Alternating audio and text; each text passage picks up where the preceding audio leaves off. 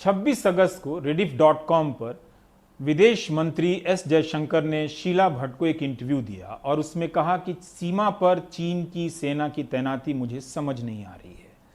3 दिन तक यह खबर छपती रही लेकिन सरकार को समझ में बात नहीं आई। उस इंटरव्यू में जयशंकर ने यह भी कहा कि 1962 के बाद सबसे गंभीर स्थिति है और वास्तव में 45 सालों के बाद इस सीमा पर सैनिकों की मौत हुई है। इतने बड़े बयान के बाद भी किसी को बात समझ में नहीं आई और चीन ने समझ लिया। आज पूर्वी लद्दाख में सीमा विवाद को लेकर एक बार फिर से बड़ी खबर आई है। पूर्वी लद्दाख सेक्टर में भारत और चीन के सैनिकों के बीच एक बार फिर हालात बिगड़ गए हैं। यह हालात तब बिगड़े हैं जब चीनी सैनिकों ने पेंगोंग झील के दक्षिणी किनारे पर भारतीय क्षेत्र में घुसपैठ करने की कोशिश की। इसके बाद भारतीय जवानों ने उन्हें रोकने की कोशिश की। भारतीय सेना के मुताबिक चीनी सैनिकों को पीछे धकेला जा चुका है। केंद्र सरकार ने बताया है कि चीनी सेना ने एक बार फिर यहां पर उकसाने की गतिविधि करते हुए यथास्थिति में बदलाव करने की कोशिश की है। उसकी इस कोशिश को भारतीय सेना ने नाकाम कर दिया है। राजीव रंजन की यह रिपोर्ट देखिए। गलवान में चीनी सैनिकों से खूनी झड़प के बाद 29-30 अगस्त की रात एक बार फिर पूर्वी लद्दाख में माहौल बिगड़ा।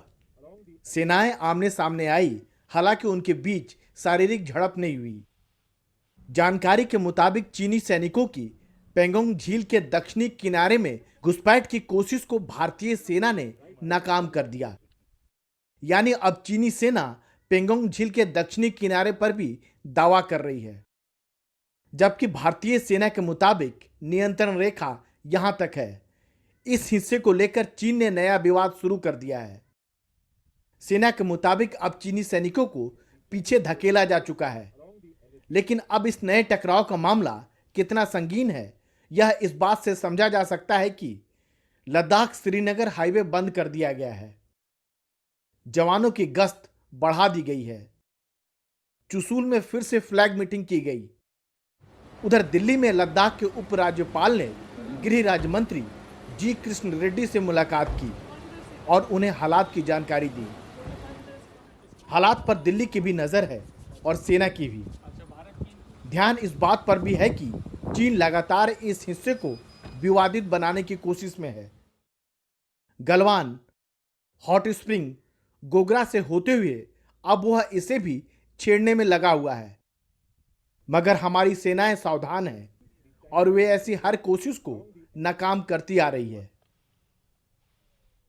ड्रैगन के बारे में यह कोई नई बात नहीं है। दोस्ती का हाथ बढ़ाना और फिर पीछे से वार करना, यह उसकी पुरानी आदत है। इसलिए जरूरी यह है कि उसके हर पैतरे का जवाब उसी के अंदाज में दिया जाए। नई दिल्ली से राजीव रंजन, एनडीटीवी इंडिया।